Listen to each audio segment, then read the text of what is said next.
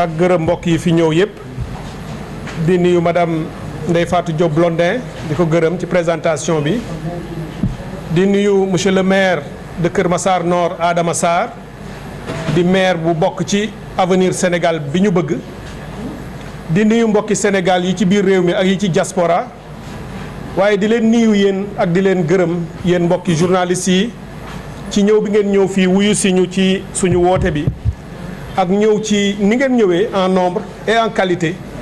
ñu koy rafetlu bu baax a baax di leen ci sant di leen ci gërëm di nuyu ak di gërëm membre avenir Sénégal bi ñu bëgg yi nga xam ne ñu ngi ci salle bi ñëw gunge ñu ci conférence de presse bi di nuyu membre yi nga xam ni façon nañoo yéene ñëw mais jot gi mayewu ko di nuyu ak di gërëm suñu allié politique yi nga xam ne ñoom la ñu àndal en politique ci lépp lu ñuy def ñu bokk ko def ñu ngi leen di nuyu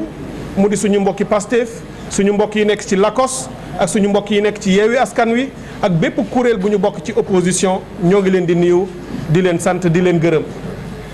di nuyu askanu Sénégal yépp di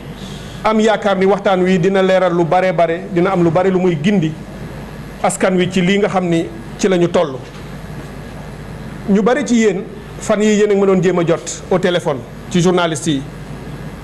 sans doute pour inviter ma ci ay émission wala laaj ma ay question waaye ñu bari ci yéen gis nañu ni jafe woon naa jot ma ciy jéggalu ci ñàkk a jot bi ci ñu bari ñu ma jéem a invité dafa di choix la bu ñu defoon pour noppi tuuti parce que dafa am yoo xam ni bu jotee quand le silence est important da ngay noppi te boo noppee dafay fekk nga nekk ci xalaat dafay fekk nga nekk ci liggéey dafay fekk nga nekk ci loo xam ne nii moo gën a xam naa am solo yi nga xam ne ci lañ la doon bëgg a waxloo ci li ñu nekkoon nag moo doon réflexion moo doon méditation moo doon jàngat ak togg ak defaraat ak gën a ñoŋal projet politique bii nga xam ni moom la ñu yor te muy projet bi nga xam ni moom la ñu yéene Sénégal te muy projet bi nga xam ni mu ngi sukkandiku ci ay bànqaas ci ñeenti bànqaas yoo xam ni benn bi mooy le projet patriotique beneen bi mooy le projet souverainiste ñetteel bi mooy le projet refondateur ñeenteel bi mooy le projet panafricain projet boobu ci la ñu doon liggéey di ko gën a jekk-jekkal pour mu mën a jëriñ askan wi bu ñu yeggee ci campagne ak bu ñu yeggee ci élection ak ñaan yàlla projet boobu yàlla yóbbu ko au pouvoir ak ñi ñu ko war a àndal ak ñi ñu ko mën a àndal pour def ko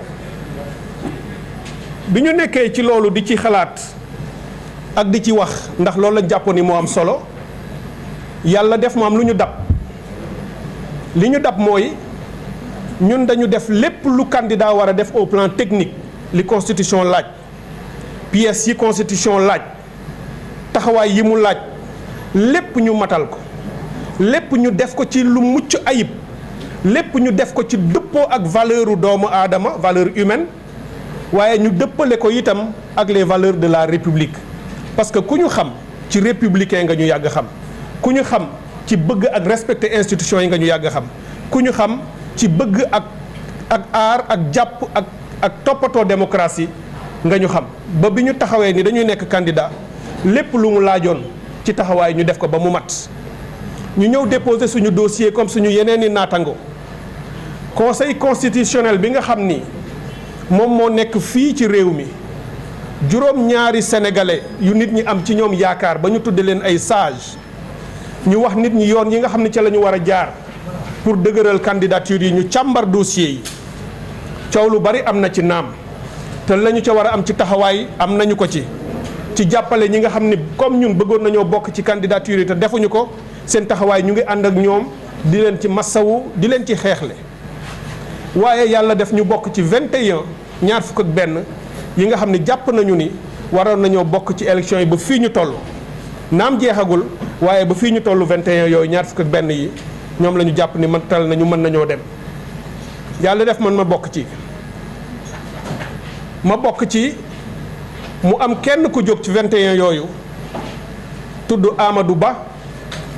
di candidat parti au pouvoir ou coalition au pouvoir di premier ministre bu Sénégal yëkkati ay kaddu tuuma yëkkati ay kaddu yu amul yëkkati ay kaddu yu dul dëgg dem yóbbu ko foofa ci conseil constitutionnel pour contre sama candidature, pour gàntal sama candidature. moom Amadou Ba moomu tey bu ma toogee fii ak yéen du moom laay tontu parce que li mu wax ñàkk na solo ñàkk solo boo xam ni mën naa koo bañ a tontu. li mu wax xeebu na xeebu boo xam ni mën naa koo bañ a tontu. bu ma jëloon sama doom bi am ñaar wala ñetti at rek mënoon na démonter lépp li mu wax parce que kooku xam na ni li mu wax ci baayam amul. waaye bu ma ñëwee fii waxtaan ak yéen askanu Sénégal moo tax clarification laay def tontuwuma leen benn yoon parce que jomb naa loolu. damay ñëw nag pour sénégalais yi nga xam ne fii ci biir réew mi ak ci bitim réew ñu ngi ñuy bàyyi xel ñoo ngi ñuy topp bëgg nañ ñu te lii am ñu am ci jiixi jaaxa ma ñëw pour leeral leen bu ñu ci jógee nag delluwaat ci liggéey bi parce que loolu rek mooy li am solo. may am yaakaar ni foofu mu nekk tey di campagne électorale moom Amadou Ba candidat du pouvoir mu ngi quelque part ci réew mi di campagne te campagne ubbeegul may am yaakaar ni dina jël tuuti ci temps am bu amee 2 minutes comme ni ko borom réew mi di waxee mu taxaw pour déglu ñu tuuti ndax lii ñuy wax am na loo xam ne mën na ci taataan te bàyyi campagne électorale boobu ñu nekk parce que ñun ñi may ñu def ko waaye moom may nañ ñu def mu def ko ci instrumentaliser état instrumentaliser ak privatiser république bi nga xam ne moom la ñu bokk moom bàyyi nañ ko muy campagne électorale alors que ñeneen ñi mënuñu koo def waaye bu ma dégloo rek dina xam tuuti ci ay jàngat yu mu mën a jële fii tey.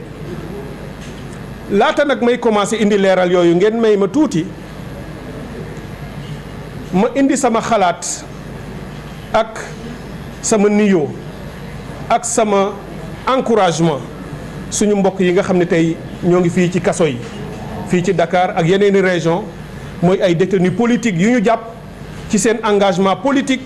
tëj leen ci lu dul dëgg ñoom ñëpp ñoo ngi leen di seet ñoo ngi leen di encourager ñoo ngi leen di masawu. ma bëgg itam suñu mbokk yi nga xam ne génn nañu àddina ñu ànd ñun ñëpp ñaanal leen moo xam ci activités yi am ci at yi passé wala yu ko gën a yàgg ñu xam ni duñu leen fàtte ci ñaan duñu leen fàtte ci di leen nemmeeku di xool ndax xeex ya ñu àndoon ak ñun di ko def ngir réew mi ci yooyu tànk la ñu fas yéene continuer taxaw. ñuy am itam xalaat ndax moo xew ci jamono ji dafa am ay soldats yi Sénégal ay marins yu demoon mission ci géej gi yàlla def ñu réer fa ci lu doon liggéeyal seen réew fan yi yëpp gis ngeen bindoon naa ci am na ñeneen ñu ci bind di ànd ak suñu armée nationale di ko massawu di li ci ñaan yàlla ñu dellu si fii ci seeni famille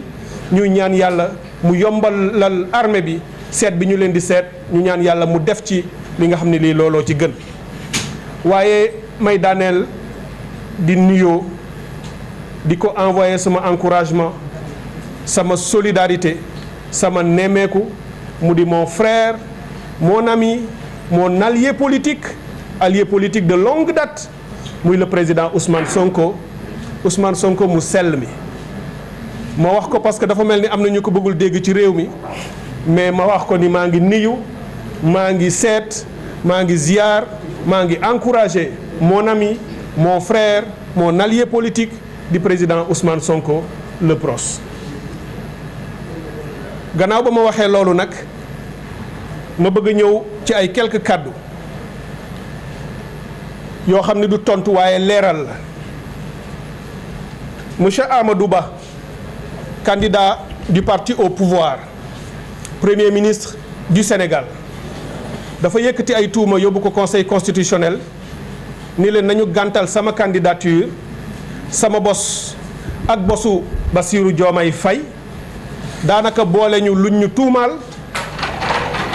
ma bëgg a indi ay clarification ci yu bare ci loolu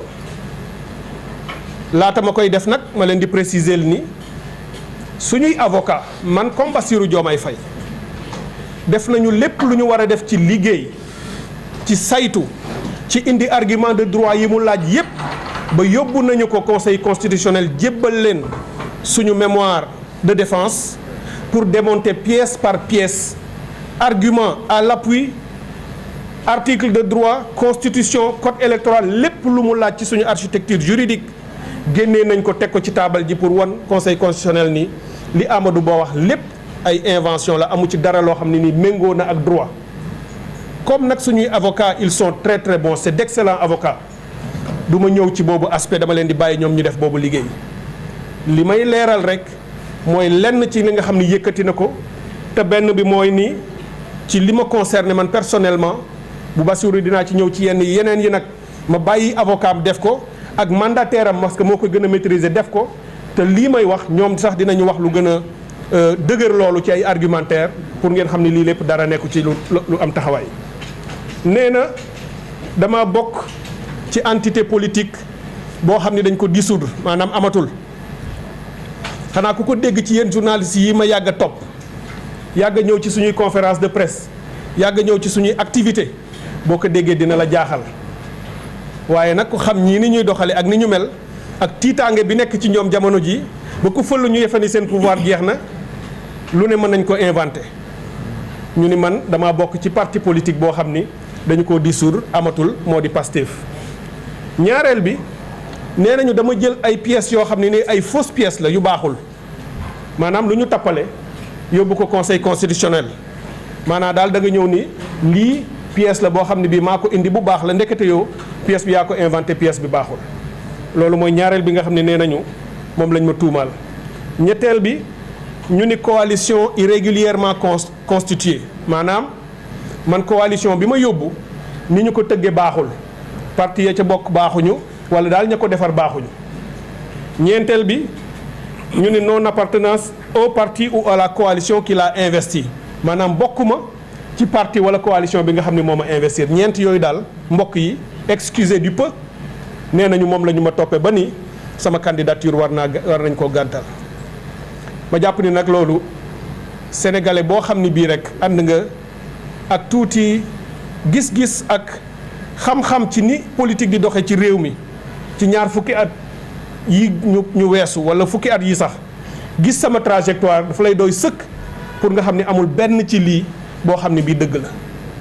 waaye dañ ciy sant yàlla waa Avenir Sénégal bi ñu bëgg bi ñu convoqué suñu mandataire keroog conseil constitutionnel mu jóg di ca dem am na ci ñoo xam ni nelawuñu parce que ñu ngi naan gaañi lan la ñu gëstu ak lan la ñu war a gisal ndox ñoom xam nañu seen njiit wóolu nañ ko xam nañu ni amul benn boo xam ni gàkk-gàkk la bu ñu mën a teg sama kaw waaye nag àdduna wóorul tax ñu am ci tuuti njàqare lu ne ñu xalaat ko bi mu xëyee dem fa ñu jox ko këyit gi mu xool ko gis ci yii moom ci boppam dafa doon ree mu ne ñii de lii lañ ñu tuumaal waaye man bettu ma parce que yëg naa ni ci ay fan ci ginnaaw lu ñu man ci ay moyens ñu ngi ko doon def pour lañ bët samay mbir am lu ñuy jeex pour am lu ñuy teg sama kaw lu dëgër fu ne nag seet nañ ko yëg naa sax ni wër nañoo wër ba ñu ne leen Cheikh Tidiane Dièye mii dafa am nationalité française xam naa ni ñàkkul ci yéen ñu ko dégg ñu ni dama am nationalité française ñoom itam ñu jàpp ci rek mu mel ni os à ronger di ko wër pour xëy na fu ñu ma génneele sama carte d'identité wala passeport bu France wala leneen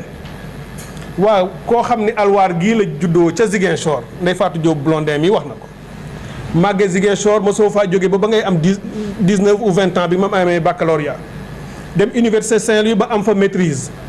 jóge université de Saint-Louis dem jàngi non pas en France mais en Suisse France ma su ma faa jànge ba ci sama liggéey sax bu ma fa dee dem du passé daanaka semaine def la may def ñibbisiwaat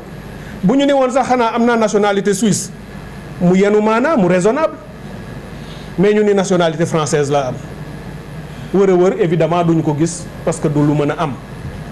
ñu dellu si dem dugg ci ay fiscalité fu ne ñu wër fa ñu xam ne mënuñu maa gàntal ci loolu ñu dem lañ bët sama démb ak sama barki démb ma leen da ngeen di sodal seen bopp yàlla day mooy bind doomu aadama maa ngi koy sant yàlla ci loolu maa ngi sant sama ñaari waajur ci bi ñu ma yaree ci njub ak ngor ak jom ba ma jombal sama bopp lenn li bu ñu waroon ba keroog ñu yegg yomal xiyaam lu ñuy teg ci man sama der lu ñaaw wala lu bon wala lu ma def wala lu ma wax duñ ko mës a gis ba ilaa yawmu diin duñ ko gis mukk loolu nag jaaxal leen ñu ni mais fu ñuy jaar ba gàntal ko rek seen expert politique yi daal di jóg ñu ni ko comme jege na saa waay mu di Ousmane Sonko ak parteem ba ñu ngi leen di jaxase ci lu baree bare nañu fa jaar rek taxal la leen boole leen taxal loolu ni parti dissous waaye mbokk yi loolu yomb naa teggi.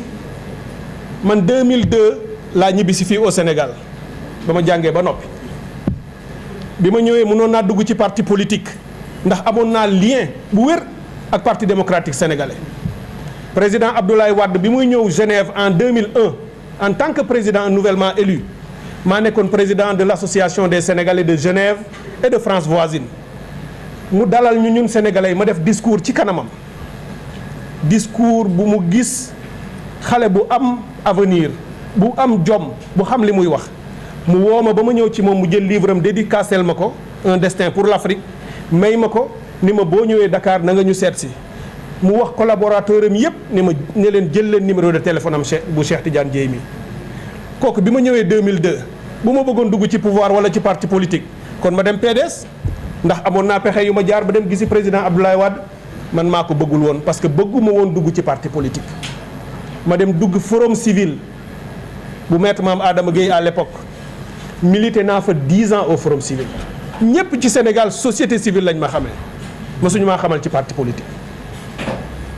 bi ma nekkee forum civil ci la 2008 ma dugg ci assise nationale président Cheikh Hamidou Kane woo ma ni ma Cheikh Tidiane dama bëgg nga ñëw seet si ma dem këram seeti mu ni ma man maay président commission valeur éthique et questions sociétales encore une fois ngeen gis ni mbiru valeur ak mbiru éthique ak mbiru mbaax ak yooyu dama ko yàgg bëgg di ko yàgg a topp mu ni ma li ngay nekk ndaw dama bëgg nga nekk sama vice président aux commission ma ne ko doyen loolu ëpp na ci man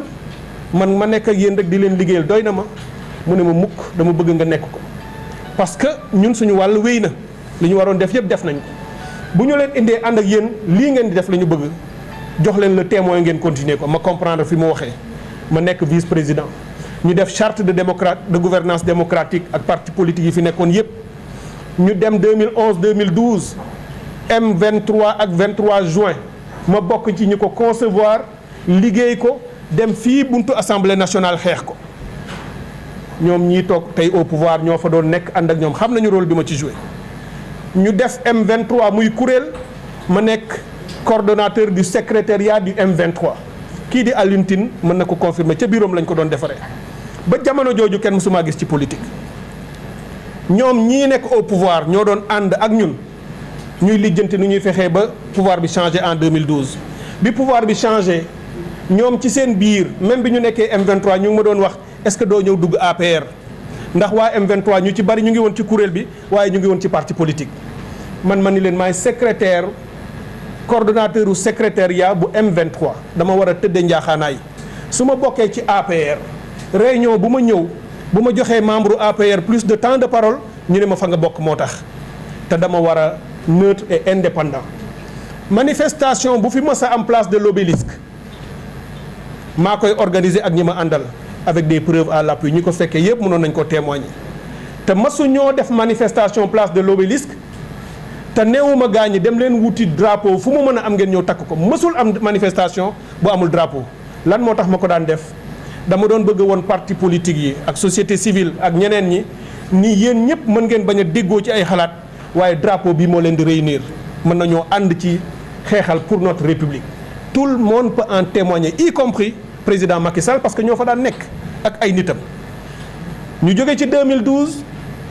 ma ànd ak ñi ma war a àndal société civile ñu créé kuréel boo xam ni sax bu informel la bu tuddoon ci laa bokk ñu bari xamuñu liggéey boobu ñu def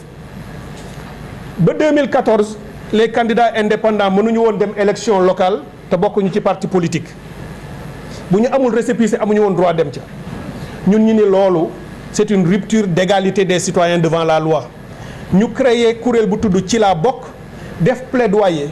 bind président Macky Sall ni ko indépendant yi ay sénégalais lañu comme ñu bokk ci parti yi am nañu droit nekk ay maire ak ay lu leen neex te duñu dugg ci parti politique président Macky Sall tontuñu lettre ba tey mën nañ koo génnee ni ñu bu ñuy def réforme constitutionnelle bi war a ñëw mooy bi ñëw 2016 mu ni ñu danañ ko ci dugal donc loolu itam suñu liggéey la suñu victoire la en tant que société civile et indépendant et ce n'est qu'en 2015 que man ak ñi mel ni man bokk lu ñu gëm bokk fu ñu jëm ak bokk nu ñu mel ñu jàpp ni am nañu taxawaay ci réew mi am nañu droit laaj baatu réew mi am nañu droit nekk ay maire ay député ak président de la république te soxlawuñu dugg ci parti politique nañu def kuréel boo xam ne du doon parti waaye daf ñuy permettre ñu def politique. d'autant que constitution Sénégal nangu na nga nekk maire te doo am parti nga nekk député te doo am parti ak nga nekk président en étant un indépendant comme constitution nangu na ko nañu defar suñu kuréel ci la ñu ànd ñun ñi ñu defar avenir Sénégal bi ñu bëgg muy plateforme politique indépendante bu musul bokk ci parti politique ay membres am musuñu bokk ci parti politique amuñu benn carte parti politique 2015 ba tey jii ñuy wax moom Amadou Ba mi ma ni dama bokk ci Pastef conseil constitutionnel dañu ko naan rek indil ñu carte Pastefam indil ñu carte de membre bu wane ni Cheikh Tidiane Dièye mii Pastef la bokk du ko mës a indi dinañ ko ni tiréel ñu organigramme ci parti boobu ngay wax bu wane ni dafa bokk ci parti bi am ci responsabilité du ko mës a indi dinañ ko ne jox ñu ban preuve mooy wane ni Cheikh Tidiane Dièye bokk na ci parti bii di Pastef du ko mën a def li mu xam ni moom la def nag mooy mu anticiper xam ni danañ ko laaj mu dem wuti ay preuve yoo xam ni jébbal na leen ko ba noppi nee na leen nañu sukkandiku ci preuve yooyu le pour gàntal ma preuve baa ngi nii mbokk yi Amadou Ba candidat de Benno Bokk Yaakaar candidat premier ministre en campagne déguisé nee na man membre Pastef les patriotes la photo bii la génnee ni maa taxaw fii ci wetu Ousmane Sonko donc loolu doy na pour ñu ni man Pastef laa bokk mbokk yi photo baa ngi nii lii mooy preuve am nee na man Pastef laa bokk parce que dafa génnee photo jox ko conseil constitutionnel ne leen damaa photo wu ak Ousmane Sonko photo bi nag dafa am taarix histoire am lan la 2019 élection présidentielle ñun waa Avenir Sénégal bi ñu bëgg ñun ñoo toog ni dañu ne woon bépp campagne électorale bu am dinañ ci am candidat 2019 jot ñu waxtaan ci suñu biir ñu ni est-ce que danañu wut candidat pour 2019 ci la ñu ni dina xat pour ñu am candidat en 2019 danañu seet ku mën a ànd ak ñun ñu yóbbu la nekk jàppale la nga nekk suñu candidat en 2019 ci la ñu seet candidat yi fi nekkoon yépp ñu bari ñëw suñu siège wax ak ñun ñaan ñu pour ñu jàppale leen am na fi ay leader de haut rang yu réew mépp xam ñu ñëwoon seet si ñu suñu siège kenn ci ñoom nee na ma bi mu ñëwee xam naa ni yoruloo parti politique xam naa ni lii ngeen yor mouvement la xam naa ni bu dee mbooloo ay milliers yooyu du moom laa seet si ci yéen waaye dafa am crédibilité boo xam ne bëgg naa ko te yéen am ngeen ko dafa am constance ak ay valeurs yoo xam ne bëgg naa ñu nekk sama wet te yéen am ngeen ko dama bëgg ngeen jàppale ma lii lañu boobu leader wax ñu ne ko dégg nañ la bi mu demee ñu waxtaane ko ñu ne ay valeurs yi mu gëm ci politique bokkul ak ñun valeurs yi ñu gën ci politique ci jamono jooju laa waxtaan ak Ousmane Sonko parce que xamante woon nañu déjà bu yàgg ndax bi ñuy sos Avenir Sénégal bi ñu bëgg en 2015 Ousmane Sonko dañ koo invité mu ñëw ca salle ba bokk fa fekkee si 2015 bi ñuy sos Avenir Sénégal bi ñu bëgg c'était en mars 2015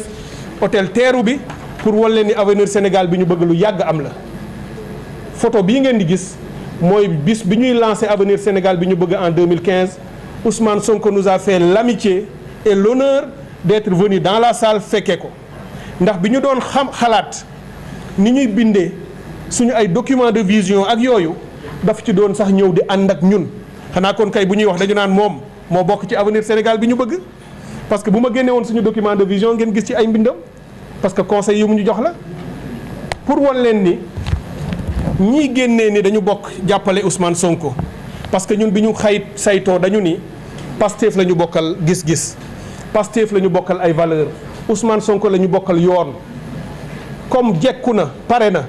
te ñun Avenir suñu candidat parewul moom la ñuy jàppale ndax ñun amuñu obsession du pouvoir nous ne sommes pas des pouvoiristes ñëwuñu ci lii pour fëgg suñu dënn ni ñun rek ñoo mën a jiite réew mi ku ñu gis nga mën koo jiite ñu xam ni jekku nga ci avancé lépp lu ñu mën ak lu ñu xam danañ la ko jox nga avancé pour l'intérêt du Sénégal ñu jàppale Ousmane Sonko en 2019 moo indi photo bii ma leen won mu ne ma da ngay nekk sama porte-parole campagne da nga may jàppale ci bind samay discours ñoom Ndeye Fatou Diop Blondin ak lépp lu ñu amoon ci expert ñoom Julien ngi nii ñoom Maron ñu boole leen ci kuréelu Pastef yi ñu ànd en tant que allié ni ma nekkee woon allié en 2019 noonu la président Boubacar Camara nekkee woon allié noonu la Atepa Goudiaby nekkee allié noonu la yeneen fukki parti nekkee woon ay allié ba tax sax ñooñu après ñu def coalition jot na ànd nekk une alliance politique waaye Amadou Ba preuve bii mu génnee pour wane ni dama ànd ak Macky Sall wala kii dama nekk ak Ousmane Sonko parce que def naa ak moom photo donc Pastef la waa léegi moom xanaa kon moom ak kii ñoo bokk parti politique bu fekkee koo àndal photo wu rek ci politique yéen a bokk parti politique Macky Sall mi ak Moustapha Niass yëkkati seen ay loxo ñoom ñaar di tàccu xanaa ñoom ñoo bokk parti politique bu APR xewlee woo AFP da ciy ñëw bu wooyee PS da ciy ñëw bu wooyee ay alliés politique am bennoo dañu ciy ñëw waa ñun bu ñu demee ci activité Pastef loolu ban problème la ak ban preuve la mën a constituer que ñii dañu bokk ci parti bi dafa am yoo xam ne dafa yenuwul maanaa le bon sens sax da koo dàq daf ci yokk leneen pour prouver ni dama bokk ci Pastef nee na temps yi ci ginnaaw dama demoon Bordeaux benn section Pastef bu Nouvelle-Aquitaine moo ma invité ma dem ci seen meeting méga meeting nee na bi ma demee ci méga meeting bi dama ci jël parole bi ma jëlee parole dem na sax ba ni ci 22e minute bi may wax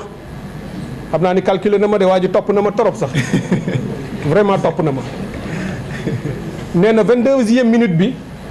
ci laa wax ni ci tubaab Pastef et Avenir Sénégal bi ñu bëgg sont indissociables dégg ngeen français bi de Pastef et Avenir sont indissociables. te moo ko bind. nee na nag bu ñu nee rek ñaar ñi sont indissociables mooy man nangu naa ni kon Pastef laa bokk lii de la wax ci raccourci waa sëñ bi ku dégg minimum de français ma defal ko cours gratuit leçon de français quand deux entités sont dites indissociables, cela suppose que elles existent d'abord singulièrement, individuellement et chacune de son côté. moom waxam dafa tontu boppam li mu ma accusé moo ko tontu boo nee diw ak diw ils sont indissociables da nga nangu ni diw ak diw existé nañu ba noppi. Deux entités sont indissociables lorsqu'elles existent d'abord singulièrement, elles ont leur existence propre. Ensuite, elles se sont rapprochées et elles se sont associées à un point tel qu'elles en deviennent indissociables. dootoo leen xàmmee ci parce que ànd nañ ci ay xalaat ay idées ak yooyu bu ñu nee ces deux amis là sont inséparables ça veut pas dire que benn jëmm la ñaari jëmm la yu daje di ànd bis bu nekk nga dégg ci koñ bi ñu ni la ñaar ñi ils sont inséparables ça veut pas dire que benn jëmm la. Pastef et Avenir sont indissociables dama yàgg a wax ni nous sommes les deux faces d'une même pièce mais dafa am pile ak face et la pièce mooy le projet politique que nous portons. On a le même projet et la même ambition pour ce pays chacun nag nga doon li nga doon. Pastef est un parti politique légalement constitué. Avenir Sénégal bi ñu bëgg est un mouvement citoyen indépendant. lii mooy différence bi waa premier ministre du Sénégal bu xamul différence boobu sëñ bi ça veut dire problème de niveau am na gars yi problème de niveau am na foofu de nañ ko seetaat. Ça devient dangereux quand le premier ministre du Sénégal bi bëgg a nekk le président de la République mënul distinguer loolu ça veut dire que problème de niveau am na. beneen bi nga xam ne def na ko muy lu grave encore une fois ma koy souligner pour jéem ñoo taqal dañu dem ci biir ministère de l'intérieur ak ñi xaw ma ku leen ko seetal ñu génnee benn parti bu tudd Avenir Sénégal dinaa leen jox récépissé ñu génnee benn parti bu tudd Avenir Sénégal bu am numéro de récépissé 17 603 slash MINTSP slash DAGAT slash DRP bu tudd Avenir Sénégal ñu bind loolu ci seen document jox ko conseil constitutionnel ni conseil constitutionnel gis ngeen Cheikh Tidiane Dièye parti ma ngi nii nag avenir bi ñu leen di wax mu ngi nii Avenir Sénégal la. mooy Pastef mooy parti. waaw gis nga ko ñu joxe sax récépissé ma ne leen premier ministre du Sénégal bi nekk président bu jiite ki nga xam ne moo jiite mooy chefu ministre de l'intérieur bu fekkee xamul parti politique yi ci Sénégal yan la xamul parti politique yi ci Sénégal ku leen jiite bu fekkee ñun mën nañu am kuréel boo xam ne amul récépissé ñun wutuñu ko ne fii ci réew mi bis bu ne ñu ngi ñu gis ci médias yi ñuy wax bis bu ne ñu ngi ci télé yi ñu am projet politique di ko porter kooku xamul lu ñu doon mais kooku bu ne dina sàmm seen kaaraange sax war nañ koo seet parce que un état c'est du sérieux un état c'est de la crédibilité c'est un minimum d'information yoo xam ne mënoo ko ñàkk man bu ma doon borom parti politique bi dama leen di porter plainte parce que bii du suñu parti de ñun amuñu parti kii keneen la xamuñu sax kan la loolu ñoom jox nañ ko conseil constitutionnel parce que gis nañu rek avenir Sénégal mais ñun tudduñu avenir Sénégal suñu plateforme politique mu ngi tudd plateforme politique avenir point ci suuf ñu am slogan bu nekk Sénégal bi ñu bëgg plateforme politique avenir et avenir suñu bos dafa am lu muy tekki mooy alliance A V bi pour les valeurs E bi pour l'éthique N bi pour la nation I bi pour l'indépendance et R bi pour la république lii mooy avenir ma defal ko cours gratuit suñu avenir mooy alliance pour les valeurs pour l'éthique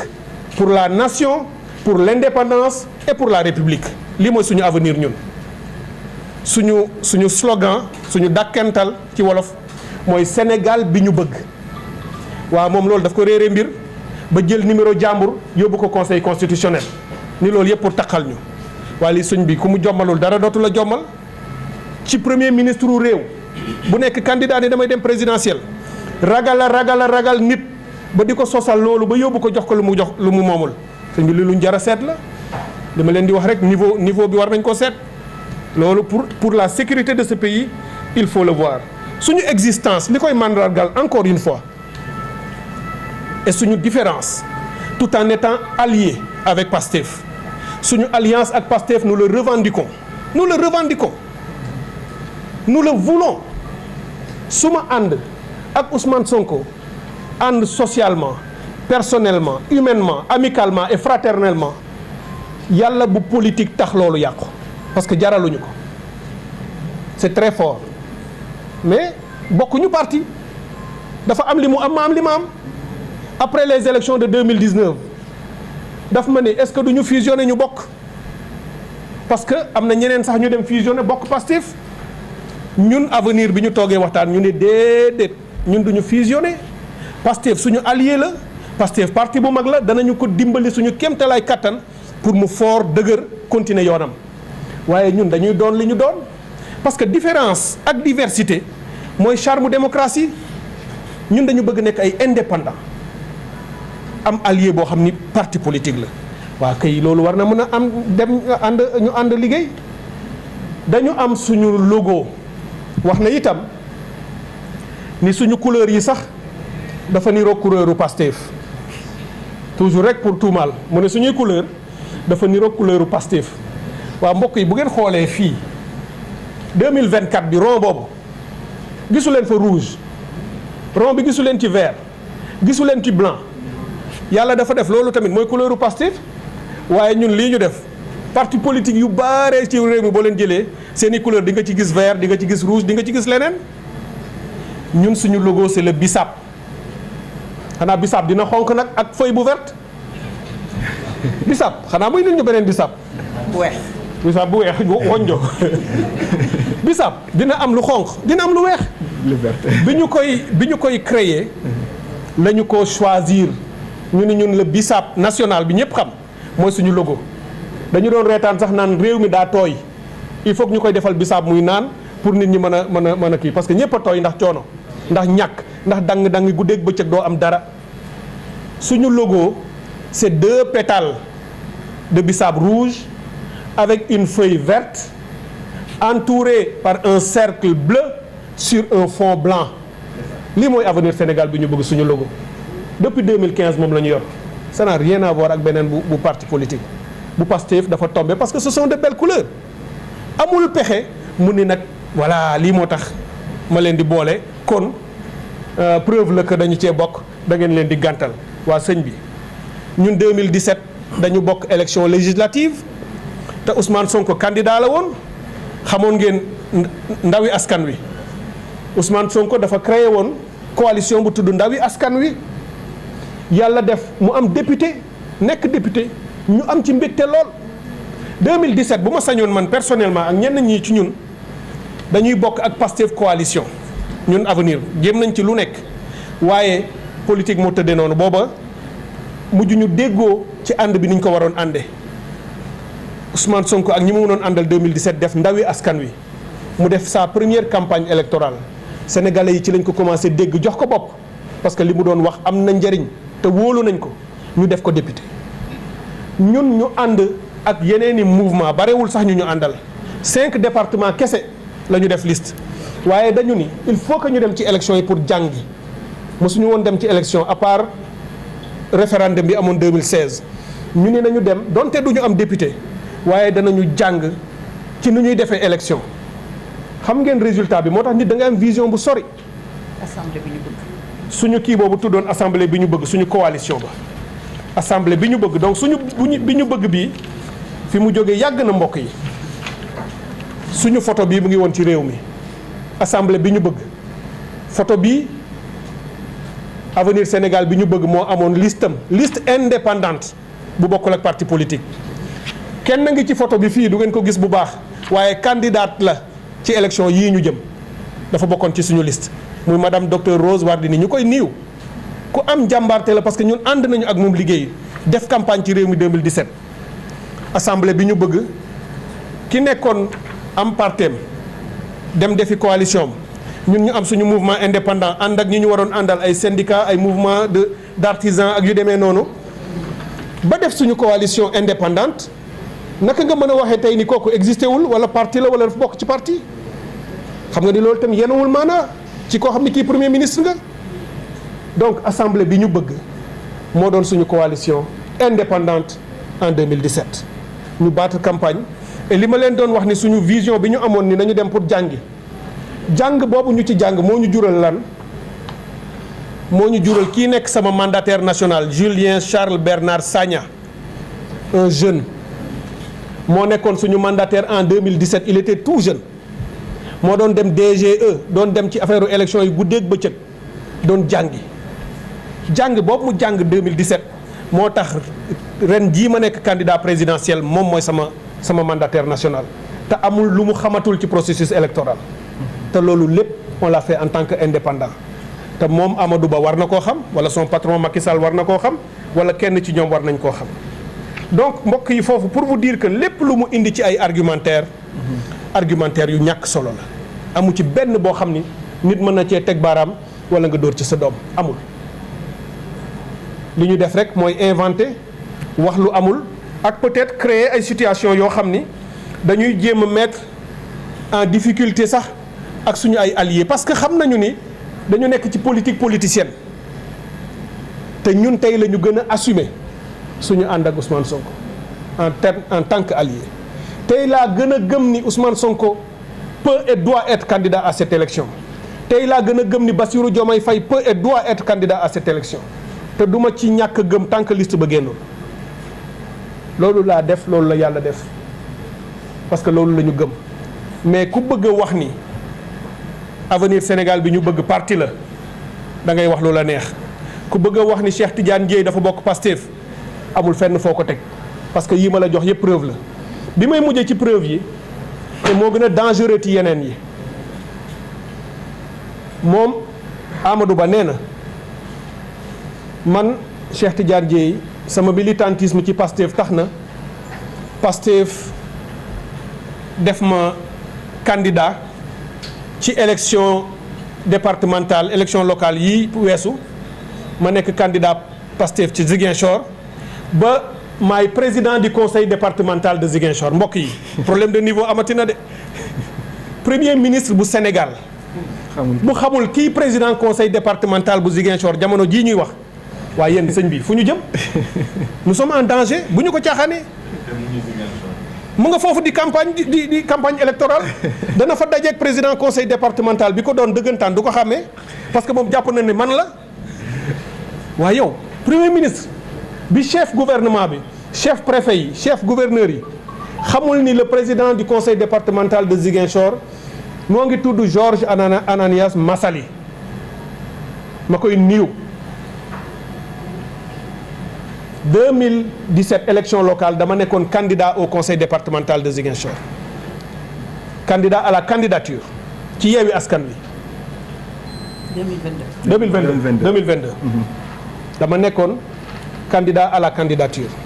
ni Ousmane Sonko nekkee woon candidat à la mairie man ma nekk candidat à la candidature pour le département ma défendre sama candidature en tant que membre Avenir Sénégal bi ñu bëgg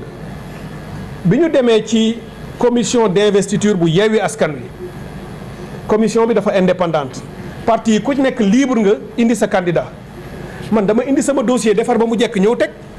Pastef am dossier am defar ko ñëw teg muy beneen candidat bu dul man waaw bu ma doon membre Pastef dina indi beneen candidat ba candidat boobu gagné sénégalais yu bëri xamuñu loolu ba tey Ziguinchor am na ñu defee ni maay président conseil départemental parce que dañu defee woon ni bu ma nekkee candidat rek damay koy gagné demeewul noonu donc la preuve que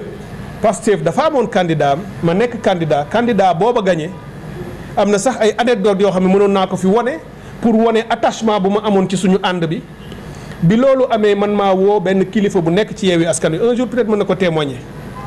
ma ne ko am na nu mbir mi di génne ci bii salle information bi bu ñu ko traité nenn ni dafay mel ni dañu réeroo maag sama gaañi dafay mel ni man ak samay alliés dañu réeroo nañu ko génnee ci ni mu gën a rafete ñu ni dañu ko waxtaane ba déggoo ci bi mu génnee dafa rafet te amaluma benn problème bi ma demee Ziguinchor ñuy sos suñu conseil départemental du ma sax premier adjoint du ma sax premier vice-président deuxième vice-président la parce que bi ñu ko defee ni président bi kii lay doon dañ ma ni dama war a nekk man premier vice-président ma ne leen fu ngeen teg parité loolu man maa ko wax maa taxaw Ziguinchor ñuy élire ma ni leen loi bi nee na bu ñu amee président bi di góor ki ci topp jigéen la war a doon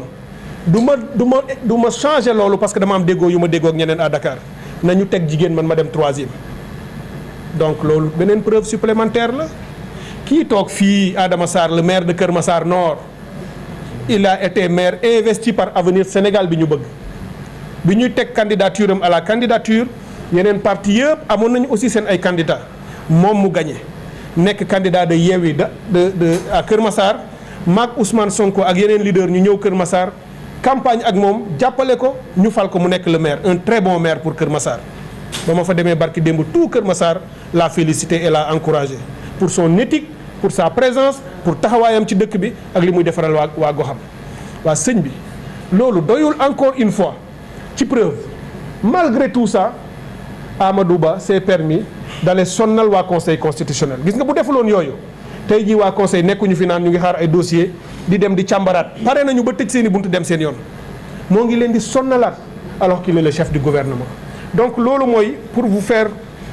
un peu benn genre récapitulatif bu ndaw yi nga xam ni moo nekk ci dossier bi mu yóbbu conseil constitutionnel avant dernier élément kan ci Sénégal moo ma gisul ni membre Yewwi Askan Wi la kan ci Sénégal moo gisul ni Ousmane Sonko moom itam membre Yewwi Askan Wi la bu fekkoon ñoo bokk parti duñ fa nekk ñun ñaar dafay signé may signé kan ci Sénégal moo gisul ni membre F24 la ci ñu ko sos fondateur ñu signé Pastef signé loolu lépp mu ngi ci internet bi gis ngeen ko yéen journalistes yi parce que yéen a couvrir cérémonie de lancement yi kan ci yéen moo gisul ni ñun ñëpp ànd nekk membre FIT Front pour l'inclusivité et la transparence kan ci yéen moo gisul yooyu processus yëpp yuy wone ni on est deux entités différentes et on est en alliance politique assumée voulue encouragée et entretenue alliance entretenue ni mu amee droit moom bokk APR nekk depuis 12 ans ak Moustapha Niass nekk depuis 12 ans ak feu Ousmane Tanor Dieng ak partem yàlla na ko yàlla yërëm nekk depuis plus ak yeneen parti ñuy ay alliés noonu la ñu amee droit ñun nekk en alliance ak ku ñu neex Pastef est notre allié dañu koy revendiquer mais kenn mënuñoo fusionner mu nekk benn entité loolu amul il raconte n'importe quoi enfin nee na ñi ma investir waruñu maa investir wala parti wala coalition bi ma investir waruma investir waaw moom est-ce que xam na ku ma investir visiblement Amadou Ba xamul kan moo ma investir il n'a pas cherché, dafa tombé dans la facilité et le manque de rigueur parce que man je suis un indépendant rek moo la mën a investir dafa am li ñuy wax le candidat indépendant et le candidat investi par une entité regroupant des personnes indépendantes ñaari type d'indépendant moo am ci élection yi xamu ko moom xamu ko de ñaari type d'indépendant moo am léegi ci biir élection yi un indépendant mooy sa jëmmi bopp nga ñëw ni candidat la indépendant la bu la neexee nga nekk sa mandataire bopp yow kenn àndul ak yow waaye gëm nga ni war nga nekk président nga nekk indépendant bu la neexee nga bokkoon ci benn kuréel bu am ay nit di say nawle di ay nit ñu am taxawaay ci réew mi ñëpp di indépendant et li tax ñu nekk ay indépendant mooy yàlla dafa def sax faf ñun ci suñu biir ki ci daan politique ba mu ko bàyyee daanaka xanaa mat na fukki at ak juróom koo xam ne jamonoy Cheikh Anta Diop lañ ko formé woon muy suñu sage di suñu doyen mu ngi nii toog moom moo ci amoon expérience politique depuis temps wu Cheikh Anta Diop bàyyi na ko bu yàgg mais ñeneen ñi nga xam ne ñëpp ñu ngi avenir Sénégal bi ñu bëgg kenn mësu cee politique mësu ñoo am carte de membre benn parti ñooñu nag ñoo def benn assemblée générale le 16 décembre moom yëgul loolu le 16 décembre bii passé lay lenn ci membre avenir Sénégal bi ñu bëgg du ñëpp ñenn ñoo xam ne wóor nañu ni ils sont totalement indépendants mësu ñoo am carte parti politique ñoo daje le 16 décembre ñu toog def assemblée waxtaan ni ñun créé nañu kuréel une entité regroupant des personnes indépendantes qui s'appelle président bi ñu bëgg le 16 décembre lañ ko def suñu entité bi ma investir moo ngi tudd président bi ñu bëgg entité regroupant des personnes indépendantes loolu notifié nañ ko conseil constitutionnel bi conseil constitutionnel di xool dossiers yi dans le fond gis na loolu conseil constitutionnel dàq ko validé na ko ça veut dire que conseil jàpp na ni loolu baax na moom Amadou Ba de loolu la génneewaat ni ñooñu ma investir waruñu ma woon investir parce que nangam ak nangam am nañu procès verbal suñu assemblée générale boobu bokk na ci suñu dossier yi nga xam ne yóbbu nañ ko conseil constitutionnel. donc mbokki Sénégal daal fi ma bëgg a daanelee ñun dañu jàpp ni réew lu sérieux la Sénégal sonn na at yi ñu génn lu nekk am na fi ci ay joote ci ay jafe-jafe ay nit ñàkk nañu seen bakkan ngir démocratie bi ak ngir réew mi baax ay nit ñu ngi bàyyi seeni njaboot ñoo ngi ci kaso bi di fa souffrir ay nit seeni doom ñoo ngi ci kaso bi di fa souffrir ay liggéey yàqu nañu ay njàng yàqu nañu tey Sénégal koo gis xol yi am na naqar jamono joo xam ne réew mi mu ngi dajale lépp lu mu neex ak lu ko naqadi ngir organiser wu pour jëm ci élection yoo xam ni bëgg na am sañ-sañu tànn ki ko doy pour mu nekk président de la république néew ma Massamba lay doon wala ma Demba ñun ñii ñëpp ay acteurs politiques lañu ku ne da nga yëkkati sa loxo ni ñaan naa yéen askanu Sénégal ngeen tànn ma waaye bis bu ñu ca yeggee sénégalais yi rek ñoo war a tànn ñoom rek ñoo am sañ-sañu tànn waa ñoom rik maa ngi koy ñaan le président Macky Sall ak son candidat bi nga xam ne ñemewul ñëw jànkonte ak ñun ñu jàpp ni bu ñu bàyyee defar defuñu ko pour ñun opposition pour le peuple sénégalais lañ ko defal parce que ce peuple sénégalais moo am droit sañ-sañ ñu bàyyee ko nag li mu moom pour une fois peuple bi sonn ñu toroxal ko depuis 12 ans moo bëgg bu ñu ñëwee ba 2024 le 25 février mu ni man kii laa tànn moo ma doy nañu bàyyi ñi mën a nekk candidat ñu nekk ko ñépp ñi mën a nekk candidat war a nekk candidat ñu bàyyi leen le peuple sénégalais mu def ci un traitement politique yàgg naa wax ni lii régler démocratie bi du ay traitement judiciaire yor pouvoir yor justice yor instrument yi sës ko ci opposition persécuter leen toroxal leen pour écarter leen ce n'est pas fair play du lu rafet du lu jekk ci démocratie dafa gàkkal deru Sénégal on a une chance unique diggante suba ak gannaaw suba incha allah ci le conseil constitutionnel di def délibération bu ñu mujj génnee liste bi ñoo ngi continuer di am yaakaar man de dama yàgg gëm ni Sénégal réew mu mag la te ñun acteurs politiques yi ñoo war a gën a dëgëral gën a defaraat Sénégal maa ngi continuer am yaakaar ni réew mu mag moomu ñu indi ba fii danañu fexe mu di ñi nekk au pouvoir comme ñun ci opposition teg jéego wax ak jëf yi nga xam ni dana gën a dëgëral réew mi gën a dëgëral démocratie gën a dëgëral état de droit te ma leen di ñaan ñu bàyyi caaxaan yi ñu nekk parce que lii ñu yëkkati yóbbu ko conseil constitutionnel c'est presque sans objet ça nous retarde ça perturbe jaxase na réew mi presque trouble à l'ordre public la def ci dëkk bi depuis 48 heures te mënoon naa ñàkk ñun nag bu ñu jógee fii danañu delluwaat dem liggéey yi parce que suñu projet rek moo ñu soxal ànd bu ñu ànd ak suñuy alliés politiques les leaders alliés du président Ousmane Sonko lakos xam ngeen ko xam ngeen Yewwi Askan Wi xam ngeen yeneen i kuréelu opposition suñu pexe suñu xam-xam ak suñu jëf yépp mooy ñu créer les conditions politiques pour que le 25 février prochain ak lu mën a xew sénégalais yi nga xam ne ci seen xol ak ci seen xel ak ci seen yéene tourné nañu déjà définitivement le dos à ce système de prévarication, de corruption, de détournement, de violence, d'injustice que sénégalais yi mën a tourner définitivement cette page. Le peuple est prêt. Ñun acteurs politiques yi ñoo war a ko matérialiser transformer ça en réalité loolu mooy suñu pexe suba midi guddi ak ngoon ci loolu la ñu nekk. Donc après avoir clarifié dootuñu nangu mu détourner ñu de l'objectif dañuy concentrer waat sur l'essentiel ak fu mu mën a dem ak tournée bu mu mën a def di campagne électorale na xam ni incha allah la vraie campagne dina démarrer le 3 février bu le 3 février jotee na xam ni ab fépp fu mu mës a teg tànkam ci biir réew mi dem wax fa mbaa mu jëf fa mbaa mu dige fa mbaa mu def fa na xam ni danañ fa ñëw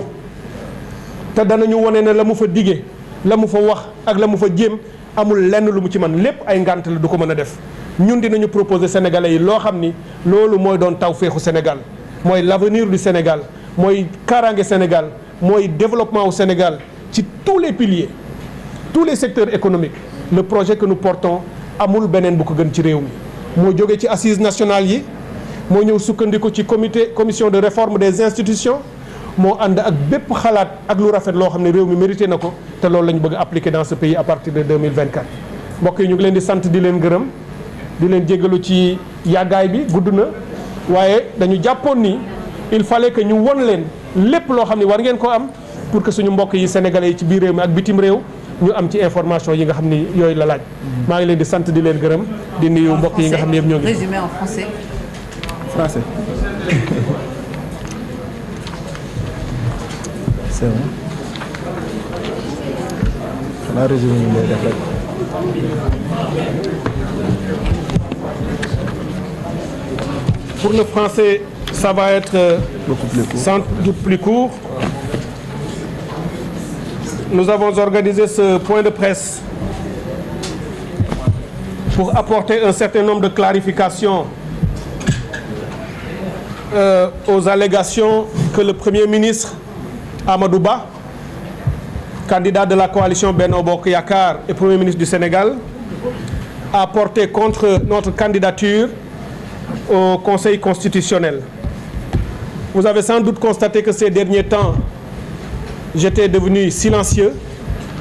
Silencieux parce qu'il y a des moments où le silence est important. Le silence est important parce qu'il permet de réfléchir, il permet de méditer sur les enjeux importants et les enjeux cruciaux qui concernent le devenir de notre pays, de notre nation, de notre République, de notre État, dans ses segments et sous-segments. J'ai été obligé, pas forcé, parce que j'ai adhéré à la proposition que m'a faite mon équipe pour me demander de venir clarifier. Non pas répondre à ces fausses allégations, mais fournir au peuple sénégalais des informations factuelles et documentées, pouvant prouver la fausseté, le caractère, excusez-moi, mais mensonger des allégations portées contre ma personne par Amadou Ba. Je voudrais, avant de commencer, après vous avoir remercié, vous de la presse, exprimer une pensée pour ceux qui nous ont quittés. exprimer et envoyer mes pensées fraternelles et amicales et mes encouragements à tous nos camarades sénégalaises et sénégalais détenus dans les prisons, la plupart de manière absolument injuste. Et parmi ces derniers, je voudrais distinguer mon ami et frère, le président Ousmane Sonko, et je lui envoie mon attachement, ma fraternité, mon amitié et mes encouragements les plus sincères. Le Premier ministre Amadou Ba a déposé un recours au Conseil constitutionnel nous reprochant un certain nombre de points. Le premier concerne notre appartenance supposée à une entité politique dissoute, Pastef les Patriotes en l'occurrence. Le deuxième point, d'après lui, concerne la production par nous de fausses pièces devant le Conseil constitutionnel. Troisièmement, la constitution d'une coalition irrégulière. Et quatrièmement, la non-appartenance au parti ou à la coalition qui m'a investi. Le Premier ministre Amadou Ba, pour étayer ses propos, a joint à son dossier un certain nombre de preuves, dit-il, des preuves. Mais en les voyant tout à l'heure, vous comprendrez le caractère léger et peu rigoureux de sa démarche qui ne repose en rien sur le droit, qui ne repose pas sur une analyse scientifique, qui ne repose même pas sur le bon sens. Le premier élément que Amadou Ba me reproche, c'est d'être membre d'un parti politique dissous. Mais le peuple sénégalais, la majorité des Sénégalais, ceux qui me suivent et me connaissent depuis au moins presque 2 décennies maintenant, savent que je n'ai jamais milité dans un parti politique. Je ne dispose d'aucune carte de parti politique. Voilà 20 ans que je suis dans l'espace public. J'ai milité pendant 10 ans au Forum civil en tant qu'acteur de la société civile indépendante. Je suis allé ensuite dans une panoplie d'autres organisations, mouvements et plateformes qui ont œuvré et lutté pour la démocratie, pour l'état de droit, la gouvernance des ressources naturelles, et j'en passe, ou même la défense des libertés individuelles, parce que j'ai manifesté et marché pour beaucoup d'acteurs de la société civile, de la presse, comme de l'opposition, à différents moments. Je n'ai jamais été dans un parti politique par choix et par conviction. Et cela ne saurait et ne peut commencer maintenant, puisque c'est une conviction extrêmement profonde. Donc si M. Amadou Ba ne peut pas fournir au Conseil constitutionnel la moindre preuve montrant une carte de membre, ma présence sur l'organigramme de ce parti, ou ma présence dans une assemblée générale constitutive de ce parti, évidemment, il ne peut pas fournir au Conseil constitutionnel des preuves irréfutables et des preuves sérieuses. Ce sont des arguties, ce sont quasiment des enfantillages, et nous, on n'a pas le temps de rentrer dans ces considérations, puisque nous avons des choses beaucoup plus importantes à faire. La première preuve qu'il fournit au Conseil constitutionnel pour soutenir son argumentaire, c'est de donner cette photo. Cette photo, excusez-moi, du peu, mais elle se trouve dans le dossier que Amadou Ba a déposé au Conseil constitutionnel, me montrant aux côtés d'Ousmane Sonko, et pour lui cela suffit à accréditer l'idée selon laquelle je serai du parti Pastef qui est dissous, donc je ne peux pas être candidat. Cette photo est une photo de 2019 lors de l'élection présidentielle. Vous me voyez ici fièrement à côté du président Ousmane Sonko, dont j'étais le porte-parole et l'un des acteurs qui écrivait ses discours de campagne et son conseiller. Nous avons parcouru une partie du pays ensemble et je me souviens encore de notre belle rentrée à Ziguinchor, notre ville commune. Ousmane Sonko et moi, perchés sur le toit de son véhicule, nous sommes rentrés en triomphe à Ziguinchor, sous les chants et les applaudissements de notre communauté sur place. C'était historique et grandiose et je ne l'oublierai jamais. J'assume tout de ce compagnonnage. Je revendique tout de cette alliance, qui est une alliance politique, alliance d'idées, alliance de convictions, mais en aucun cas, nos partis, nos entités ne se sont fusionnés. Moi, j'ai une plateforme politique indépendante qui s'appelle Avenir Sénégal Bi Ñu Bëgg,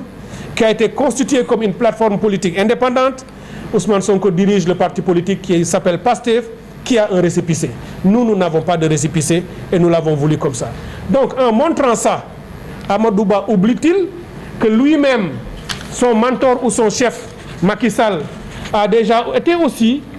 aux côtés d'autres acteurs politiques alliés? Est-ce que dire que je suis de Pastef, c'est aussi dire que Moustapha Niasse est de APR? Est-ce qu'il ne sait pas qu'on peut faire la comparaison entre les deux? Ça, c'est déjà une très grande légèreté du point de vue de l'analyse et du point de vue pour étayer la fausseté de ses propos. M. Amadou Ba a aussi envoyé au Conseil constitutionnel une vidéo qui me montrerait à Bordeaux, dans le meeting d'un parti ou de Pastef, d'une section de la Nouvelle-Aquitaine. J'en profite d'ailleurs pour les féliciter, tous les membres de cette section, tous les membres de ce parti en France. Et Amadou Ba a tellement suivi et regardé la vidéo, ils n'ont rien laissé de côté ou au hasard. Il s'est même permis de dire qu'à la 22e minute, j'aurais dit que Pastef et Avenir Sénégal bi ñu bëgg sont indissociables et que pour lui, cela suffit à accréditer l'idée selon laquelle je serai de Pastef. Alors quelle faiblesse, quel manque de hauteur, quel manque de capacité et de discernement. Comment un tel propos peut être tenu pour une quelconque confirmation d'une adhésion à un parti politique? Je l'ai dit, certes,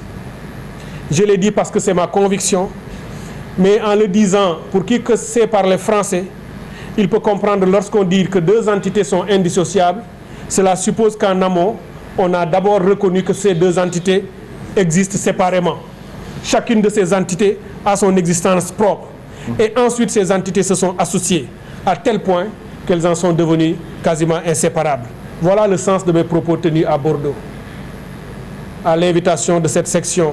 et de tous ces Sénégalais et toutes ces Sénégalaises que j'ai retrouvées dans la diaspora. Une partie de notre pays, de notre communauté nationale que j'ai découverte sur place. Une diaspora extrêmement brillante, extrêmement forte et engagée, patriote et qui nourrit le rêve et qui porte l'amour pour son pays, qui nourrit le rêve de rentrer dès que les conditions seront appropriées pour contribuer encore plus que ce qu'ils font de l'extérieur pour venir le faire ici avec nous, la main dans la main. Voilà ce que j'ai dit. Et pour lui, cela suffit, mais vous comprendrez aisément avec moi que cela est trop faible pour un argumentaire qui viendrait d'un Premier ministre. Il a aussi ajouté, troisième argument, que j'ai un parti politique qui s'appelle Avenir Sénégal. C'est aussi une méprise de sa part. Ce n'est pas une erreur, c'est une faute. C'est une faute grave pour son statut et pour la stature qui devrait découler de ce statut. Il a le statut de Premier ministre et ce statut de Premier ministre donne lieu à une stature. C'est une taxawaay en wolof. Quelqu'un qui devrait avoir cette stature ne peut pas se permettre une telle légèreté pour envoyer au Conseil constitutionnel et me prêter ou me donner la propriété d'un parti qui n'est pas le mien, que je ne connais même pas. Et il s'est même permis de donner le récépissé d'un parti qui s'appelle Avenir Sénégal, avec un récépissé qu'il a établi, 17663 MITS DGAT DLP. Avenir Sénégal, je ne connais pas. Ce n'est pas le nom de mon mouvement. Nous autres, nous avons formé, créé Avenir Sénégal bi ñu bëgg, la plateforme politique indépendante Avenir Sénégal bi ñu bëgg. Nous n'avons jamais mis les pieds au ministère de l'Intérieur pour demander que Avenir soit créé ou transformé en parti politique. Nous avons choisi d'être des indépendants jusqu'au bout, c'est ce que nous sommes aujourd'hui encore. Et qu'il ait ramassé le nom de quelque chose qui s'appelle Avenir Sénégal et qu'il ait pensé avoir fait la découverte de sa vie qui m'invaliderait, voilà qu'il va maintenant se rendre à l'évidence qu'il est passé à côté de la plaque. Parce qu'il suffirait que le président de ce parti-là sorte pour dire, mais nom de Dieu, pourquoi vous usurpez mon parti pour le donner à quelqu'un d'autre? Nous sommes des indépendants. Avenir Sénégal bi ñu bëgg, je le dis encore, n'a rien à voir avec Avenir Sénégal. Et je profite pour vous dire que nous, ce sigle, nous l'avons retenu après d'intenses réflexions. Parce que notre projet politique est porté par des valeurs, par une éthique et par des efforts inlassables autour de ce que nous considérons comme étant l'essentiel. C'est pour cette raison que notre avenir, c'est Alliance pour le A, valeur pour le V, éthique pour le E, nation pour le N, indépendance pour le I et république pour le R. Nous sommes ensemble parce que nous avons cru ou nous croyons qu'en politique, il faut des valeurs, il faut y croire à des valeurs pour être en politique. Nous ne sommes pas de ceux qui disent en politique, tu peux faire ce que tu veux. Pas besoin d'avoir de l'éthique. C'est de la roublardise, c'est de la manipulation. Exactement ce qu'ils sont en train de faire. Ce contre quoi nous nous érigeons, ce contre quoi nous nous dressons pour changer les pratiques et les mœurs politiques dans ce pays. Nous voulons refonder ce pays en l'assoyant sur des valeurs et un socle éthique. Donc notre alliance, c'est alliance pour des valeurs, pour l'éthique, pour la nation. La nation parce que le Sénégal ne doit pas être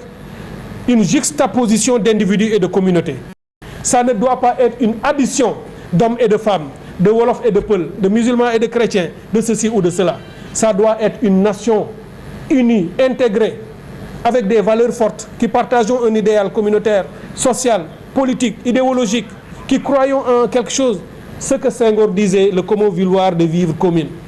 C'est ça que nous voulons rebâtir à travers notre nation. Notre I, c'est indépendance. Indépendance, c'est ce qui apparaît dans notre projet politique sous le slogan ou le concept de souverainisme. Nous voulons être indépendants parce que nous avons la conviction que nous ne le sommes pas encore. Nous ne sommes pas indépendants parce que vous avez vu ces derniers jours une puissance étrangère s'immiscer dans les affaires électorales de notre pays pour faire poser des actes. Je n'ai pas besoin de rentrer dans les détails, mais c'est pour vous dire que ça risque de continuer si nous ne coupons pas et que si nous ne reconstruisons pas les conditions d'une indépendance totale, effective, raisonnable, raisonnée, mais assumée. Nous ne nous coupons pas du reste du monde. Nous serons des Sénégalais du monde, mais ce seront des Sénégalais qui revendiqueront leur indépendance et leur souveraineté et leur autonomie au plan politique, au plan culturel, au plan diplomatique, au plan sanitaire, au plan économique. Dans tous ces secteurs, le Sénégal va revendiquer, assumer et porter son indépendance. Voilà le I de notre avenir. Et le N, la République. La République. Nous avons un président de la République, un ministre, Premier ministre qui est là pour la République, des institutions de la République. Mais notre République n'est pas là pour tous les Sénégalais. Nous avons une République quasiment privatisée par ceux qui sont au pouvoir, et ça ne date pas d'aujourd'hui. Nous voulons refonder une République qui ressemble aux Sénégalais. Une République refondée, c'est une République où les Sénégalais reprendront possession de tout ce qui leur appartient, de toutes leurs propriétés, en commençant par la justice. Notre justice est quasiment à terre. Les Sénégalais ne s'y retrouvent plus, ne se l'approprient pas. Ce n'est pas parce que tous les magistrats ou tous les acteurs de la justice ne sont pas bons, c'est parce que les mécanismes et les valeurs qui viennent d'en haut et les manipulations politiques font que certains tombent dans des travers. Nous allons refonder pour que ce soit la justice des Sénégalais, qu'elle soit rendue au nom du peuple sénégalais et que tous les Sénégalais s'y retrouvent. Et que cette justice soit celle qui protège, mais pas celle qui rend vulnérable. Des milliers de jeunes sont en prison. Aujourd'hui, il y a un lien qui se cassera durablement entre ces gens-là en prison et leur justice. Pourtant, c'est leur justice, c'est leur propriété. Ils ne devraient pas s'en méfier. Au contraire, ils devraient l'aimer. Nous voulons que les Sénégalais aiment leur justice, qu'ils aiment leur président de la République en tant qu'institution, qu'ils aiment leur gouvernement, qu'ils aiment leur pays, qu'ils aiment leur pays. Et pour qu'ils aiment leur pays, il faut qu'ils sentent que la République, la res publica, qui est la chose publique, qu'elle soit vraiment la chose de tout le monde. Voilà ce que nous voulons ramener. Pour vous dire que nous avons un projet politique. Nous sommes en alliance avec d'autres formations politiques qui sont des partis. Nous sommes une entité indépendante, mais portons un projet politique qui vient des assises nationales, qui assume l'intégralité de la commission de réforme des institutions et de tous les autres travaux et de toutes les réflexions ambitieuses, positives et généreuses pour l'avenir de notre pays. Nous assumons et nous portons cela. C'est cela qu'ils n'arrivent pas à comprendre. Ils n'arrivent pas à le comprendre, monsieur le Premier ministre du Sénégal, notre cher Premier ministre qui ne veut pas faire face à ses opposants, qui en a une peur bleue, qui, au lieu de venir assumer et se préparer à aller à une confrontation démocratique avec nous, il se terre quelque part dans le pays, il doit être quelque part en Casamance, dans ma région, pour promettre monts et merveilles, avec des promesses mirobolantes, évidemment qu'il ne pourra pas tenir, puisqu'il n'en a pas l'étoffe ni les épaules, Et c'est ça que nous allons démontrer tout au long de la campagne. Il a démarré avant nous, de manière injuste et illégale. Il n'en a pas le droit. Mais nous allons le laisser prendre de l'avance. C'est pas grave. Quand Usain Bolt court avec Adama Sarr, ça ne lui coûte rien à Usain Bolt de laisser Adama Sarr prendre 1 kilomètre d'avance. Je suis sûr que Usain va le rattraper. C'est ça que nous allons le laisser faire. Nous n'allons pas perdre notre temps à commenter ce qu'il est en train de faire. Il le justifie en disant que ce sont des tournées économiques, soit qu'ils fassent ce qu'ils veulent. Mais Inch'Allah, dans quelques semaines, nous allons les retrouver sur le terrain, évidemment pour les battre. Je ne veux pas prendre plus de temps, puisque je vous ai déjà dit que la plupart de leurs arguments sont plus des arguties qu'autre chose. Ils sont allés jusqu'à nous dire que nos couleurs seraient trop proches de celles de Pastef les Patriotes, donc ils en tirent la conclusion. Ils aiment tellement les raccourcis, ceux qui font les sciences sociales, qui aiment les analyses, les démonstrations logiques avant de parvenir à des conclusions, seraient très surpris de voir ces gens, après juste 2 points ou 2 équations, ils débouchent tout de suite sur des conclusions. Que nos couleurs seraient proches, donc on est de Pastef ou on est trop, etc. Ce qui est encore une fois faux. Notre logo, c'est ce que vous voyez derrière nous. C'est notre logo depuis 2015. Avenir Sénégal bi ñu bëgg a toujours eu ce logo.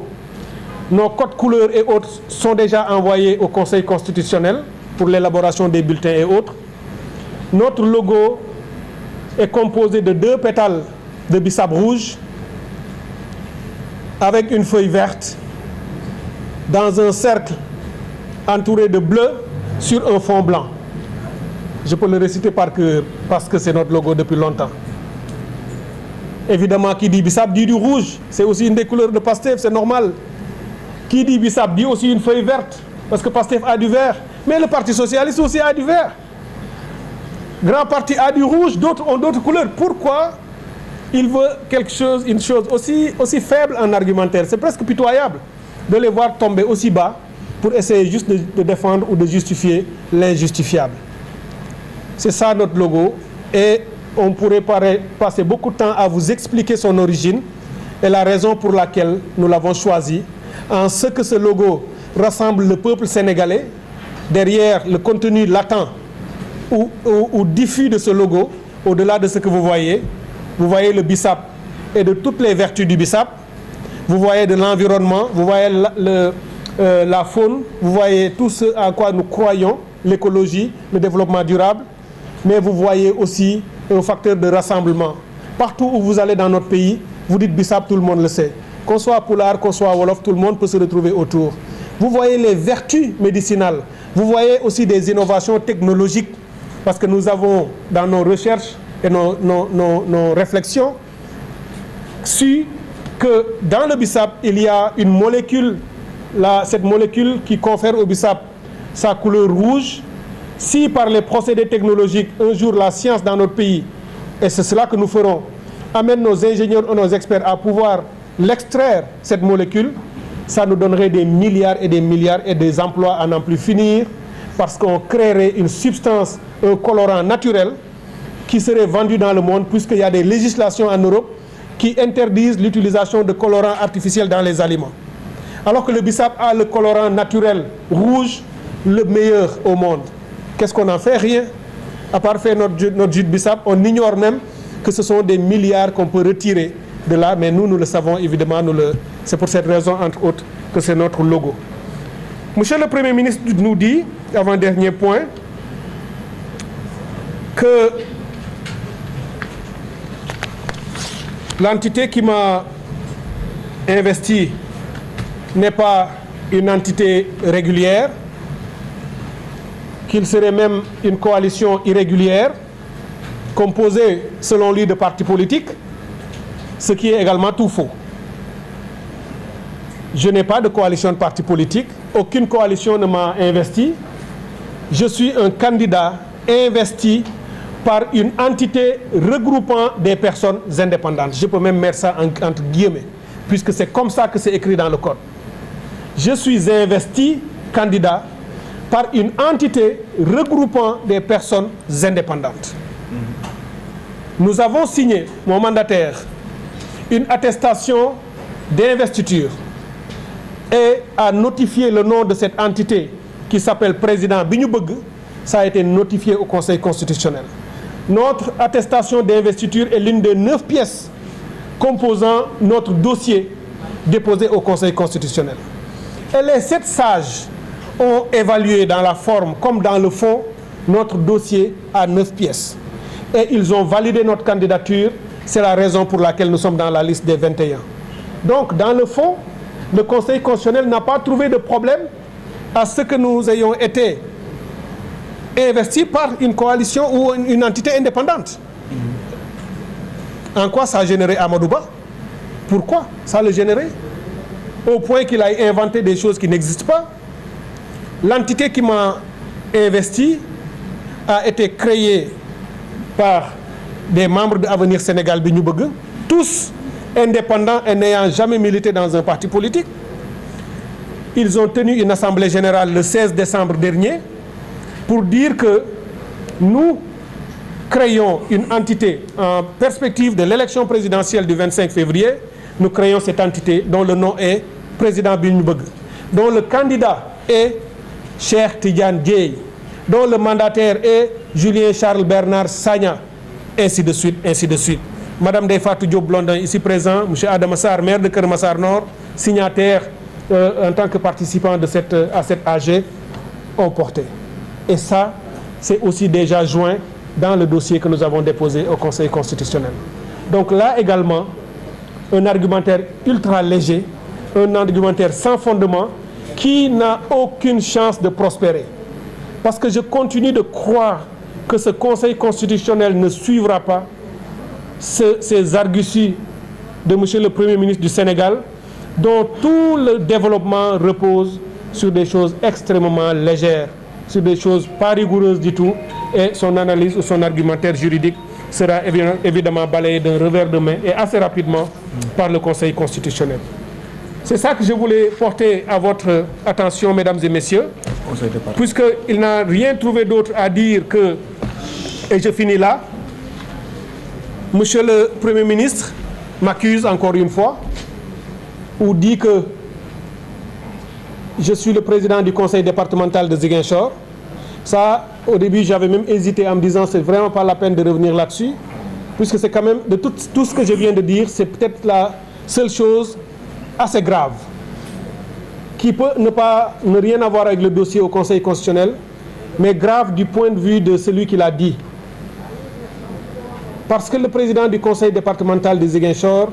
s'appelle Georges Massali. Il a été installé par un préfet de la République, préfet, qui dépend du ministère de l'Intérieur, lequel dépend du Premier ministre. Donc si lui, le chef du ministre de l'Intérieur, et donc en conséquence du préfet, ne sait pas que le président du conseil départemental installé par son préfet s'appelle Georges Massali et pas Cheikh Tidiane Dièye, c'est que nous sommes en danger dans ce pays. C'est que l'information primaire, la plus petite, qui devrait être la règle partout dans un État sérieux, ils ne l'ont pas. Et ce n'était pas difficile à savoir. Il dit que c'est Pastef qui m'a investi aux dernières élections locales comme candidat au conseil départemental de Ziguinchor et qu'à ce titre, j'aurais été élu et je suis le président du conseil. C'est écrit dans leur texte. Il suffit juste que quelqu'un prenne son téléphone pour appeler au conseil départemental, c'est un autre président qui décrochera. Ce ne sera pas moi parce que moi je suis ici en train de parler. Et à Ziguinchor, je ne suis même pas le vice-président. Je suis le deuxième vice-président, par choix. Par choix. Parce que on m'avait proposé, quand c'est l'autre candidat qui est passé, que par lot de consolation, et moi je ne crois pas en ces choses, puisque je ne mets jamais en avant ma personne. Je ne suis pas pouvoiriste, je ne fais pas tout ça pour quoi que ce soit d'autre que servir mon pays. Partout où je peux le faire. J'ai dit moi-même, lorsque le préfet est venu pour installer le bureau, qu'il fallait respecter la loi sur la parité. Et qu'après le président du conseil départemental homme, il fallait mettre une première vice-présidente femme. Et que je sois deuxième ou 17e, c'est sans importance. J'apporterai toute contribution que je pourrai, à quelque niveau que je serai, pourvu que cela aide notre pays, aide la communauté et aide le peuple sénégalais. Donc voilà encore une fois ce que le Premier ministre du Sénégal a dit sur moi et ça qu'il a déposé entre autres au Conseil constitutionnel. Je voudrais finir en vous remerciant, mesdames et messieurs. Je voudrais rassurer le peuple sénégalais, tous ceux qui nous suivent et nous aiment, tous ceux qui nous accompagnent, tous ceux qui croient au projet que nous portons, ce projet de transformation dont les piliers fondamentaux, les piliers qui en font le meilleur projet, sont des projets, c'est ce projet qui repose sur le souverainisme, sur le panafricanisme, sur le patriotisme et sur la refondation. Voilà ce projet que nous portons et qui est le meilleur projet et que nous portons avec nos alliés de PASTEF, de l'ACOS, de Yewwi Askan Wi et de toutes les autres entités de l'opposition dans lesquelles nous sommes partie prenante et qui devraient dans les prochains jours nous permettre d'aller à la rencontre des Sénégalais, porter et battre campagne, amener les Sénégalais à la victoire parce que ça ne sera pas une victoire de l'opposition ni de qui que ce soit parmi nous, ce sera encore une fois la victoire du peuple sénégalais, comme c'était le cas en 2000, pendant que tout le monde se disait ce pays pourrait sombrer, pourrait être définitivement ou durablement déstabilisé parce que les élections, il y avait des dangers qui sous-tendaient le processus. Le peuple sénégalais a été très mature en 2000. Il a été voté. Il a changé son président par des voies ultra-démocratiques. Entre deux gentlemen, le président Abdou Diouf, j'en profite pour lui rendre un hommage. Je le félicite et je prie pour qu'il ait longue vie et bonne santé. Il a appelé le président Abdoulaye Wade pour le féliciter, pour lui dire, Monsieur le président Abdoulaye Wade, vous avez gagné, vous serez le prochain président. Il lui a facilité la transition et lui a légué un pays qui était devenu stable. Voilà deux grands hommes d'État. En 2012, le président Abdoulaye Wade a aussi compris son peuple, les pulsions profondes, la volonté fondamentale et forte du peuple sénégalais et son désir de changement. Il n'a pas empêché le changement de s'accomplir. Parce que qui veut empêcher une révolution pacifique de s'opérer rend inévitable une révolution violente. Ça, c'est une règle et une leçon de l'histoire. Quiconque empêche une révolution voulue par un peuple, un changement voulu par un peuple, et qui désire le faire de manière pacifique, pour des raisons liées à votre boulimie et à votre soif de pouvoir, vous voulez empêcher cela de se réaliser, vous amenez ce peuple à faire un changement violent, même si ce n'est pas ce qu'il veut. On espère que le président Macky Sall saura comprendre et se mettre du bon côté de l'histoire. Parce qu'en 2012, il a reçu le témoin du président Abdoulaye Wade. J'étais dans la rue avec lui, président Macky Sall. Nuit et jour, nous nous sommes battus. Avec tous les acteurs qui sont aujourd'hui les pontes de l'APR. On s'est battu pour la République, pour des valeurs partagées, pour notre éthique collective et pour l'état de droit et la démocratie, et pour le développement économique et social. Le président Abdoulaye Wade lui a passé un témoin, alors que tout le monde pensait que le pays était plus ou moins troublé avant l'élection, qu'on aurait aussi des troubles post-électoraux. Le lendemain de l'élection, tous les Sénégalais sont retournés à leur travail, aucun trouble et aucun problème dans la ville. Nous voulons autant, sinon plus, en 2024. Et c'est entre ses mains. Qu'il oublie son parti pour une fois, qu'il oublie son Premier ministre candidat, qui n'a pas l'étoffe ni l'épaisseur, et qu'il laisse le destin de ce pays s'accomplir et laisser le peuple sénégalais choisir leur président, leur candidat, battre campagne et amener qui ils veulent au pouvoir. Et j'en profite pour finir, pour dire que mon ami, frère, allié politique, puisque eux du pouvoir, ils ne comprennent rien, je dois toujours répéter pour être clair, mon allié politique d'un parti qui s'appelle PASTEF, pendant que moi je suis d'une plateforme politique indépendante qui s'appelle Avenir Sénégal. Mais c'est mon allié, je le soutiens et je l'encourage. Je continue, j'ai la conviction ferme que Ousmane Sonko, ses droits ont été violés et bafoués. Il a été persécuté pendant longtemps. Il a le droit d'être candidat et d'aspirer à diriger ce pays. Ce n'est pas une faute, c'est un droit de tout citoyen qui doit aspirer à le faire. J'ai la conviction que Bassirou Diomaye Faye, qui appartient à ce parti qui est PASTEF, parti allié, a aussi le droit de figurer dans cette liste qui devrait sortir dans les prochains jours. Et ensemble, nous allons continuer dans notre projet que nous avons en partage pour aller changer les conditions de vie de notre pays. Et je voudrais lui dire à Amadouba, contrairement à eux, je ne suis pas un pouvoiriste. je continuerai de servir mon pays de quelques stations que je pourrais le faire, sans aucun calcul. Parce que j'ai toujours été aux côtés du peuple sénégalais sans rien attendre en retour. Et c'est ça que je continuerai. Et aucune de leurs stratégies ne m'amènera à renoncer et à sortir et à dévier de cette trajectoire qui est la mienne. Je voudrais donc vous remercier encore une fois, messieurs et madame de la presse. Et je vous...